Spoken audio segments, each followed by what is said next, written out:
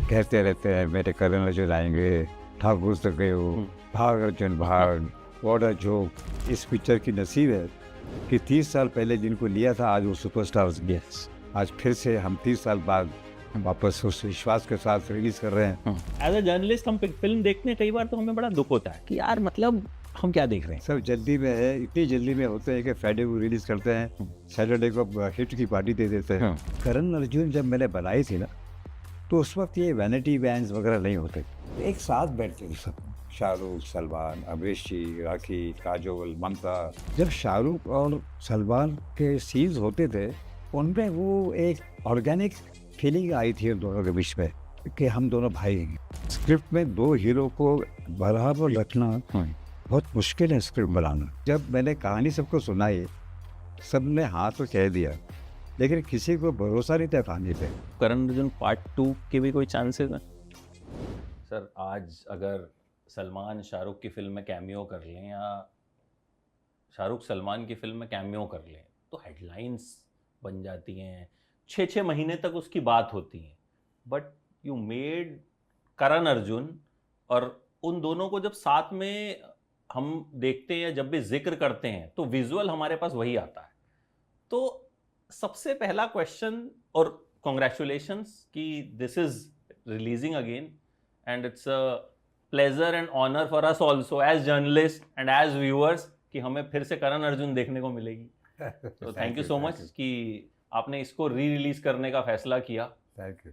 So but Karan Arjun पे बात होती है तो सर पता इतनी सारी बातें, इतने सारे मुझे लगता है किस्से होंगे, बट सर ये आइडिया आया कैसे था कि इन दोनों को लेते हैं और नाम रखते हैं करण अर्जुन? ये उस वक्त तो उभरते हुए एक्टर थे, आज बहुत बड़े सुपरस्टार थे। बट ये इस पिक्चर की नसीब है कि 30 साल पहले जिनको लिया था आज वो सुपरस्टार्स हैं। तो ये फिर रिलीज़ हो रही है, तो दो सुपरस्टार्स की पिक्चर रिलीज़ हो रही है, और एक ऐसी पिक्चर जो उस वक्त तहलका मचा दी थी। पिक्चर जिस वक्त विश्वास पे बनी थी पिक्चर, कि माँ का एक विश्वास था, इतना स्ट्रॉन्ग विश्वास था कि मेरे बेटे आएंगे, और उसके लेके आज फिर से हम 30 साल बाद वापस उस विश्वास के साथ रिलीज़ कर रहे हैं। अब देखो क्या होता है, ऑडियंस कैसे लैप करती है, यंगर जनरेशन का क्या रिएक्शन आता है, do they love the film the same way which was 30 years back. और उसका अगर 5% भी हो जाए, 10% भी हो जाए तो बहुत बड़ी बात है, क्योंकि हमें कॉन्फिडेंस आ जाएगा कि अब भी इमोशंस चलती हैं। यस, इमोशंस तो चलते हैं सर, बट मतलब मुझे लगता है कि इमोशंस को किस तरीके से आप पेश कर रहे हैं, आई थिंक वो भी एक मैट। जिस तरह से इसमें इमोशंस पेश किए गए, तो आपने कहा मेरे करण अर्जुन आएंगे, आई थिंक ये डायलॉग की तरह लिखा गया था सर, या it was just a line जो बाद में कल्ट डायलॉग बन गई? मैंने बाद में कल डायलॉग मिला, वो तो डायलॉग्स के लिए हिसाब से डायलॉग लिए गए थे। पर जिस कन्विक्शन से राखी जी ने उस डायलॉग को कहा है, जो उनके आंखों में एक दर्द था, वो बिकेम वेरी कन्विंसिंग। तो उस डायलॉग से लोगों में फीलिंग आ गई है करण अर्जुन को आना चाहिए वापस, कहाँ से भी आए। अभी भी सर जब बिग बॉस में शाहरुख खान गए थे पीछे, तो it was all Karan Arjun ही। मतलब जब भी शाहरुख और सलमान साथ में दिखते हैं तो it's always said Karan Arjun. जैसे कि मतलब शाहरुख के साथ बादशाह जुड़ता है, बच्चन साहब के साथ शहंशाह जुड़ता है, तो ये दोनों जब साथ में होते हैं तो इट्स ऑलवेज लाइक कि करण अर्जुन ही हैं। और कहीं पे भी जब दो भाइयों की या दो इस तरीके की मिसाल दी जाती है तो इससे कि अच्छा है तो करण अर्जुन है, साथ में रहते हैं। तो जब जब कोई फिल्म ऐसी बन जाती है, मतलब आपने तो अभी तो बहुत सारी फिल्में हैं जो तो as a director, as a film maker, कितनी खुशी होती है जब उसकी आर्काइवल वैल्यू इतनी स्ट्रांग होती है। जी हाँ, ये तो कभी सोचा भी नहीं था, लेकिन बहुत खुशी होती है कि आज तक लोग उस डायलॉग्स को, उस पिक्चर के डायलॉग्स को कहते रहते हैं मेरे करण अर्जुन आएंगे, ठाकुर तो गए हो, भाग अर्जुन भाग, व्हाट अ जोक। ये सब डायलॉग्स अभी भी बोलते हैं, सुनते हैं तो अच्छा लगता है। और क्या है कि करण अर्जुन जब मैंने बनाई थी ना, तो उस वक्त ये वैनिटी वैन्स वगैरह नहीं होते थे, तो हम लोग एक साथ बैठते थे सब, शाहरुख, सलमान, अमरीश जी, राखी, काजोल, ममता, जॉनी लीवर, अशोक शराफ। ये सब आप साथ बैठते थे, किसी का शॉट चल रहा है, आप लोग साथ बैठे हैं, लंच साथ में करते थे, चाय साथ में पीते थे, शाम को महफ़िल अगर आउटडोर में है तो महफ़िलें होती थी तो साथ में बैठते थे, रात को खाना खाते साथ में खाते थे, तो एक फैमिली सा बन गया था। तो इसलिए जब शाहरुख और सलमान के सीन्स होते थे, उनमें वो एक ऑर्गेनिक फीलिंग आई थी उन दोनों के बीच में कि हम दोनों भाई हैं, कि हम एक फैमिली जैसे ही रहते थे। आजकल क्या होता है कि हम लोग अलग रहेंगे, सब वैराइटी वैन में बैठे हैं, ये वैसा नहीं था उस वक्त। तो वो ऑर्गेनिकली उनकी एक फीलिंग, उनकी आंखों में, उनकी बातचीत में एक दूसरे के लिए एक प्यार, अननोइंगली प्यार आपको देखने को मिलता है। इसलिए आप जब भी उन दोनों को साथ में देखते हैं, आपको करण अर्जुन की याद आती है। अच्छा, Shahrukh went on to become a superstar, Salman also, but जब ये पिक्चर आई थी दोनों ही नए थे, तो उस वक्त किस तरह के एक्टर थे शाहरुख? जैसा मैंने कहीं पढ़ा था कि उस वक्त उतने कॉन्फिडेंट नहीं थे, उस वक्त रिहर्सल खूब करते थे और उस वक्त जो है टेक्स भी लेते थे, तो उस वक्त किस तरह के एक्टर, मतलब किस तरह का नहीं, उस एक्सपीरियंस? वक्त भी बहुत अच्छे थे एक्टर्स, और इसलिए तो लिया मैंने। शाहरुख को तो मैंने किंग अंकल में भी लिया था, मैंने ही ब्रेक दिया था। फर्स्ट स्टैंडिंग अमाउंट उनको जो पिक्चर लाइन, फिल्म लाइन में मिली, वो मेरी तरफ से ही मिली थी, क्योंकि मैंने उसकी वो फौजी पिक्चर देखी थी, सीरियल जो उनका सीरियल फौजी, थी, यस। तो मैंने उसको साइन किया था। और सलमान की मैंने प्यार किया देखी थी, और उसके स्टिल्स वगैरह मैं देखता था सलमान के। एंड फैमिली फ्रेंड्स थे, सलीम जी के पास जाता था मैं सीखने के लिए, उनसे बातचीत करने के लिए, तो काफ़ी मुलाकात होती थी। सलमान से भी बड़ा क्वाइटली वहाँ बैठा करता था। तो मुझे, जब मैं कास्टिंग कर रहा था तो मुझे लगा कि Salman will suit this role of Karan and Shahrukh will suit this role of Arjun, तो फिर दोनों को लिया। अच्छा, आज तो अगर दो बड़े एक्टर्स को साथ लाना हो तो इट्स मतलब बहुत बड़ा टास्क माना जाता है कि यार, मतलब साथ आएंगे नहीं आएंगे, बहुत टाइम तक बातें चलती हैं। उस वक्त दोनों कंफर्टेबली आ गए थे आपके कहने पे कि भाई मतलब साथ में एक पिक्चर करनी है, कुछ नहीं वैसा जैसा आज है दौर वैसा नहीं था? नहीं, ऐसा नहीं, आज भी आएंगे अगर आपके पास अच्छी स्क्रिप्ट हो और इक्वल रोल हो दोनों का, आप किसी भी एक्टर के पास जाइए, वो करने को तैयार है। लेकिन होता क्या है कि दोनों स्क्रिप्ट में दो हीरो को बराबर रखना बहुत मुश्किल है, स्क्रिप्ट बनाना। तो यहाँ पे एकदम नाप तोल के मैंने बनाया था कि ताकि किसी को यह ना लगे कि मैं 19 हूँ और वो 20 है। तो सोच समझ के मैंने, क्योंकि मैं एक्टर था तो मुझे मालूम है कि ये फीलिंग, इनसिक्योरिटी की फीलिंग आ जाती है, तो इसलिए वो मना कर देते हैं। मगर ऐसा नहीं है, मैंने दोनों को बैठ के स्क्रीन प्ले पूरा सुनाया डायलॉग्स के साथ। मैंने जो भी आपको लगता है वो भी बताइए, सेट पे कुछ होगा नहीं चीज। तो उन्होंने कहानी सुनी और बोला कि नहीं, हमारे दोनों के लिए ठीक है। और कभी सेट पे कभी भी ऐसा नहीं हुआ कि यार उसको ये ऐसे लाइन क्यों मिल, क्योंकि वो सबके पास मैंने स्क्रिप्ट दे दी थी, सबको, सब एक्टर्स को। तो उनको पता था कि भाई ये आज कहानी, आज ये सीन होने वाला है, ये हमारे डायलॉग्स हैं। राखी मैम को एज मदर लेने का आइडिया ये कैसे आया था? क्योंकि उस वक्त वो भी कंपैरेटिवली तो यंग ही थी। हाँ, मगर क्या है, शाहरुख और सलमान छोटे थे, यंग थे। तो जब मैंने उनको कहानी सुनाई राखी को मैं एज एन एक्टर उनके साथ काम कर चुका हूँ 3-4 पिक्चरों में एज ए हीरो। तो मैं उनको गया कि मैं एक कहानी बना रहा हूँ, बहुत अलग किस्म की कहानी है, राखी आप ज़रा सुन के बताइए कैसी है कहानी।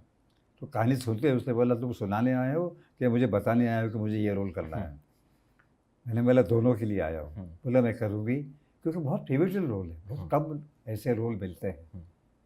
भले ही माँ का रोल है लेकिन एकदम सेंट्रल कैरेक्टर है, तो बहुत कम मिलता है ऐसे रोल्स। तो क्या हुआ पिक्चर में कि सबके रोल्स बहुत अच्छे हो गए। अमरीश पुरी का रोल, शाहरुख, सलमान, राखी, और ये चार जो मेन कैरेक्टर्स हैं फिल्म के। फिर अशोक शराफ है, फिर जॉनी लीवर है, काजोल है, ममता है, सब ने अपने पार्ट्स को अच्छी तरह से निभाया है।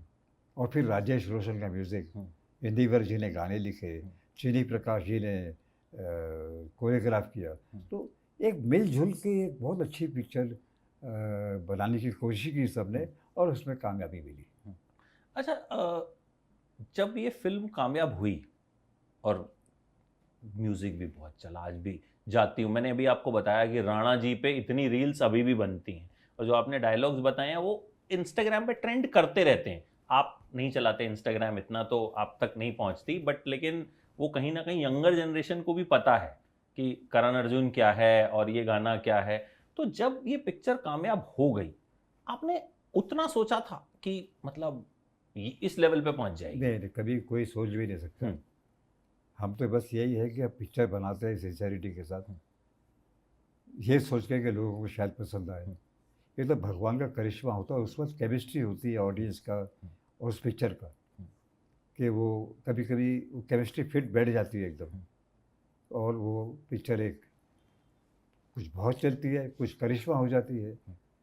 तो ये पिक्चर कुछ करिश्मा ही हुआ है, क्योंकि 30 साल के बाद भी उस पिक्चर के डायलॉग सुनाई देते हैं आज भी हर प्रोग्राम में। तो ये भगवान का एक करिश्मा है और कुछ नहीं है। कोई ऐसा किस्सा सर दिमाग में हो शूटिंग के दौरान का जो याद रह गया, जो अभी भी आप बैठते हो, सब लोग से मिलते हो, कभी तो याद आता हो कि हाँ यार ऐसा हुआ था, जो लोगों को नहीं, ना पता हो? ऐसा नहीं है। ऐसा है कि जब मैंने कहानी सबको सुनाई, सब ने हाँ तो कह दिया, लेकिन किसी को भरोसा नहीं था कहानी पे। They didn't believe in the story. Shahrukh till the end he didn't believe in the story. He said, I don't believe in reincarnation. I said, this is not reincarnation. ये एक माँ की पुकार है। But then 80% of the unit didn't believe. पर जब उन्होंने देखा मेरी डेडिकेशन, मेरी ऑनेस्टी, मैं कैसे लगा हूँ, हर चीज़ को जस्टिफाई करते जा रहा हूँ, वो सब जुड़ते गए। करण अर्जुन पार्ट 2 के भी कोई चांसेस हैं? नहीं, एक बार ये ऐसी पिक्चर के उसको छेड़ना ठीक नहीं है। आपने सोचा नहीं कभी? क्योंकि जैसे हम बहुत सारी जो सक्सेसफुल फिल्में होती हैं उनके पार्ट 2 पार्ट 3 बनते हैं, यू नेवर थॉट कि इतना कल्ट है तो मैं कुछ? नहीं, मैंने हमेशा देखिए अपने आप को चैलेंज करने के लिए मैंने हमेशा अलग किस्म की बनाई। खुद का अगर दो दोस्तों की पिक्चर बनाई तो कोई और होता तो फिर दो दोस्तों की पिक्चर बनाता। मैंने खून भरी मांग बनाई, directly opposite, heroine oriented film. उसके बाद मैंने किशन कन्हैया बनाई, और फिर दो भाइयों पे, जुड़वे पे। फिर मैंने बनाई किंग अंकल, जो जैकी श्रॉफ वाली छोटी बच्ची। तो हर वक्त मैंने नई नई कहानी ली, ताकि मैं अपने आप को चैलेंज करूं कि मैं इस कहानी से लोगों को कन्विंस करना है मैंने। तो that is to give me restless nights, sleepless nights, कि मुझे again I have to prove myself as a director. तो मैं खुद का एक कॉम्पिटिशन बन गया हूँ कि मेरी लास्ट पिक्चर ऐसी चली, चलो मुझे और कुछ बनाना है, फिर उससे बढ़िया बनाना। बट ये मुश्किल कितना होता है सर? एक लेगेसी आपने क्रिएट की, कहीं ना कहीं आपकी पिक्चर आएगी तो हीरो कौन होगा, हीरोइन कौन होगी, उससे पहले ये होगा ये राकेश रोशन की पिक्चर है। तो लोगों के दिमाग में एक छाप छोड़ी है आपने। तो अब जब पिक्चर बनाते हैं, एक मार्केट भी है, बहुत सारी चीज़ें भी हैं। जैसे कई जगह तो एक फैक्ट्री में प्रोडक्शन होता है कि 4 महीने में पिक्चर बन जाएगी, या 5 महीने, हमें साल में इतनी पिक्चर बनानी है। बट आप उस फॉर्मूले पे काम नहीं करते। You work on story, work on craft, और फिर 2-3 साल बाद छन के कोई एक चीज़ निकलती है। तो उतनी पेशेंस वो कैसे आती है? ये होता है भूख के हिसाब से। आपको कितनी भूख है। मुझे जब भूख लगती है तभी मैं पिक्चर बनाता हूँ, भूख नहीं लगती है तो नहीं बनाता। शायद मैं उतना कैपेबल नहीं हूँ कि मैं सिर्फ एक ही पिक्चर बना सकता हूँ एक वक्त में। दूसरे लोग 10 पिक्चर बनाते, 5 पिक्चर बनाते, यार they must be much more capable than me. पर मैं उनको फॉलो नहीं करता हूँ। मैं अपने ही रूट को फॉलो करता हूँ, अपने ही डाइट को फॉलो करता हूँ, अपने ही भूख को अपने आप कंट्रोल करता हूँ। और जब ऐसा लगता है मन में कि मुझे अब बनाना चाहिए, ये कहानी आई है, एक अच्छी कहानी, इसको अगर हम पेश करेंगे तो शायद ऑडियंस को पसंद आए, तो फिर मैं काम करना शुरू करता हूँ।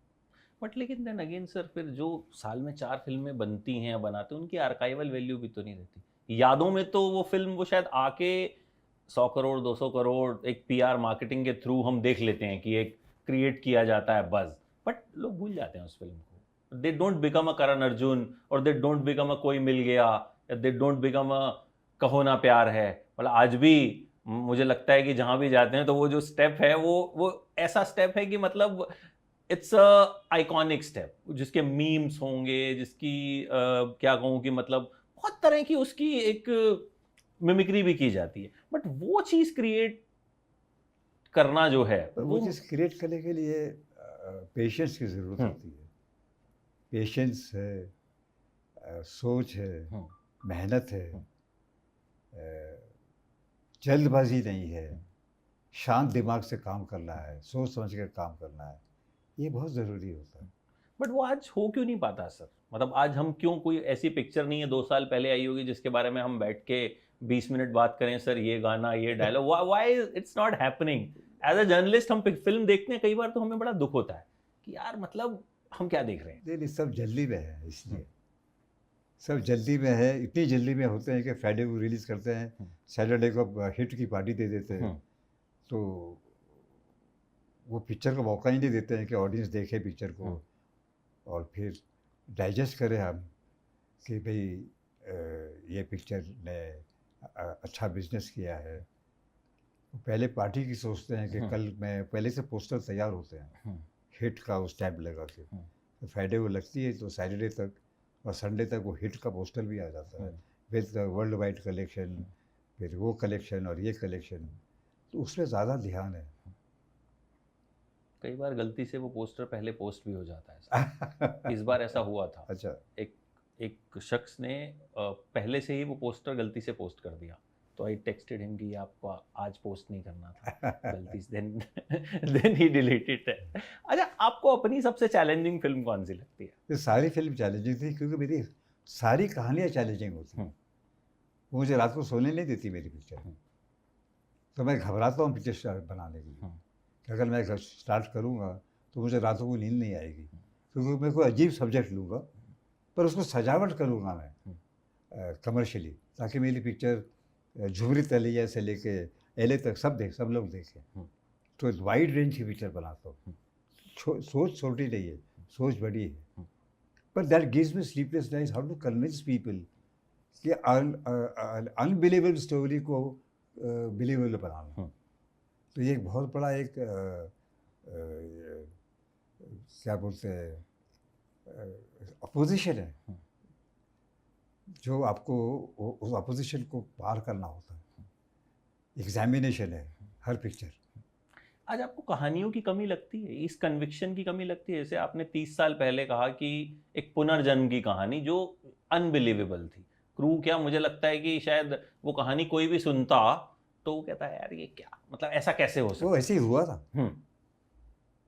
80% लोगों ने नहीं कन्विंस हुए थे। यस, वही यू टोल्ड। वही तो मैंने आपको कहा। तो आज की डेट में कहानियों की कमी है। नहीं, पर आज भी जब मैंने कहो ना प्यारे बनाई तो लोगों ने कहा कि यार उसको एंड में 2 भाई बना दो। मैंने कहा मुझे नहीं बनाना है।